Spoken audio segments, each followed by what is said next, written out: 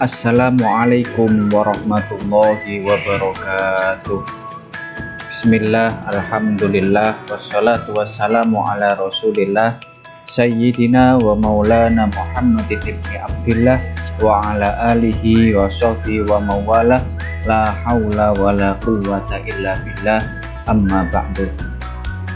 Anak-anakku kelas 6 SDI As-Saidiyah yang berbahagia, alhamdulillah pada kesempatan kali ini kita bisa bertemu kembali, belajar bersama walaupun masih dalam kondisi daring karena situasi yang belum memungkinkan. Kita berdoa kepada Allah semoga wabah corona ini segera sirna dari bumi Nusantara tercinta.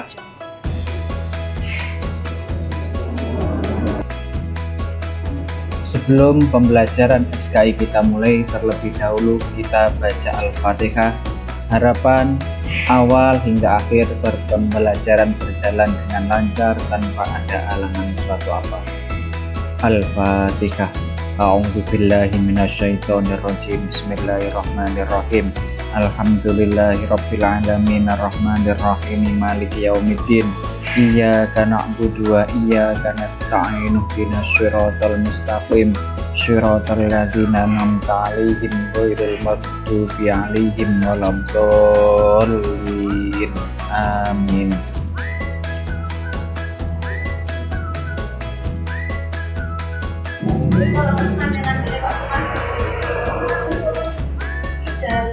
Anak-anakku kelas 6 yang berbahagia, alhamdulillah pada pertemuan ketiga ini kita akan membahas tentang Sunan Giri, yang mana pada kesempatan ini ada 4 poin penting yang akan saya sampaikan kepada kalian semua, yaitu yang pertama terkait tentang riwayat hidup Sunan Giri, belajar kepada Sunan Ampel, belajar di Pasai, dan yang terakhir mendirikan pesantren Giri.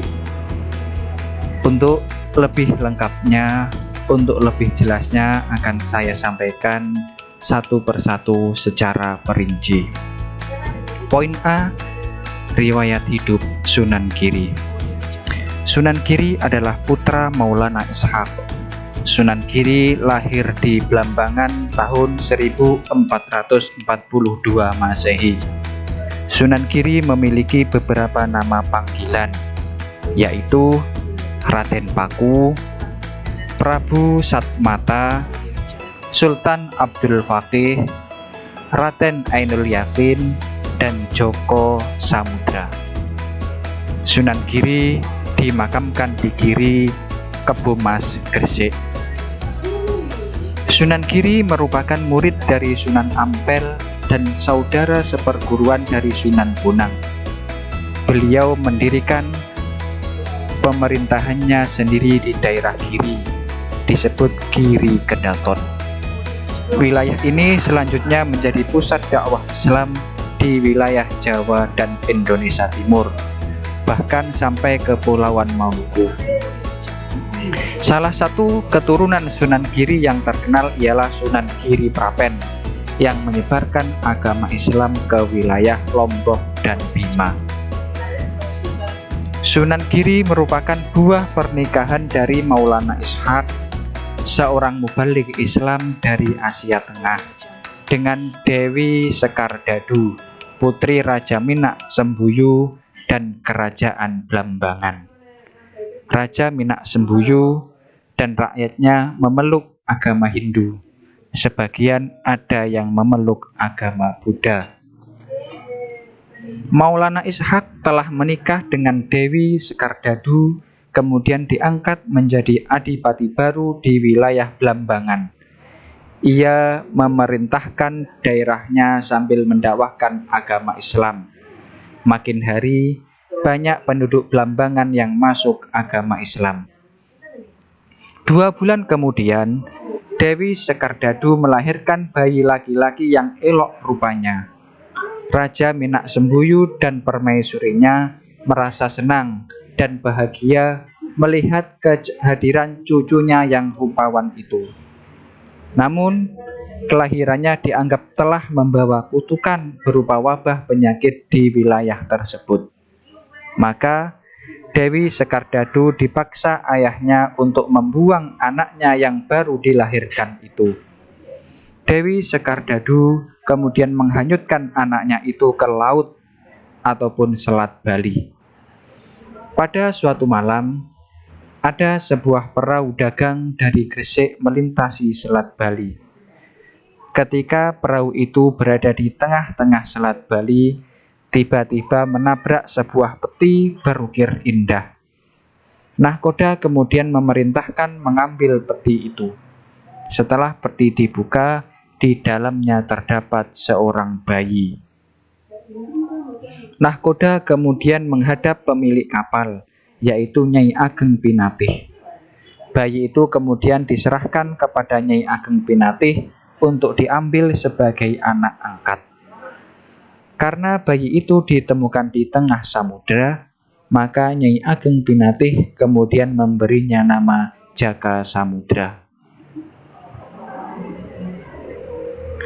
Selanjutnya, poin B yaitu belajar kepada Sunan Ampel.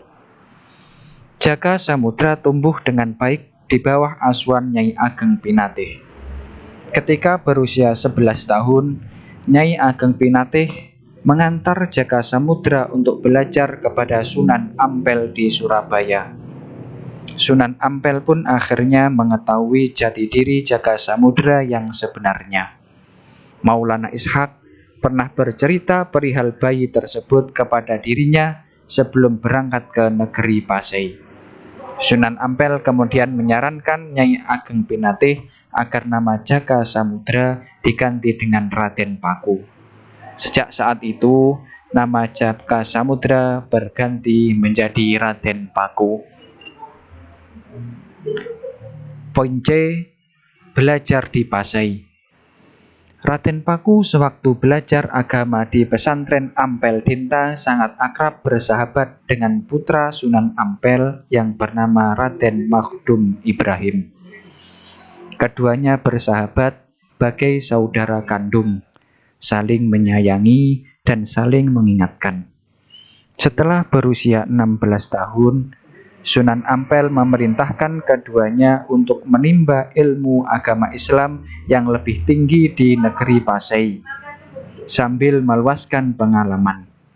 Begitu sampai di Pasai, keduanya disambut gembira oleh Maulana Ishaq, ayah kandung Raden Paku. Maulana Ishaq sangat bahagia karena belum pernah melihat anaknya itu sejak bayi.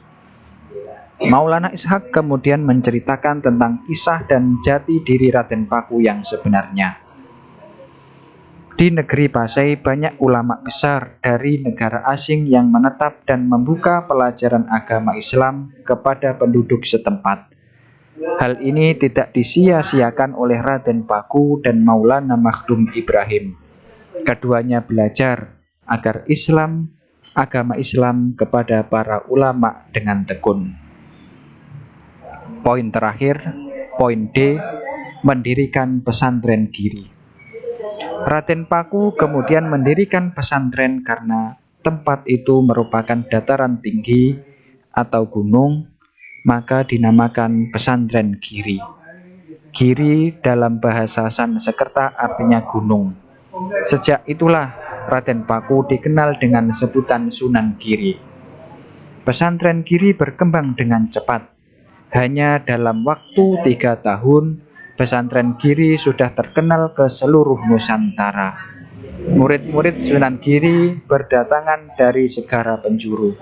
Semua itu menunjukkan bahwa Sunan Giri diakui sebagai ulama besar yang sangat dihormati pada zamannya.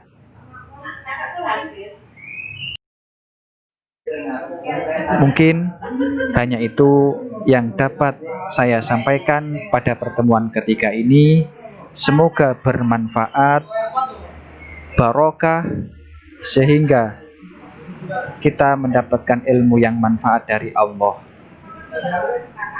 Pembelajaran saya akhiri. Assalamualaikum warahmatullahi wabarakatuh.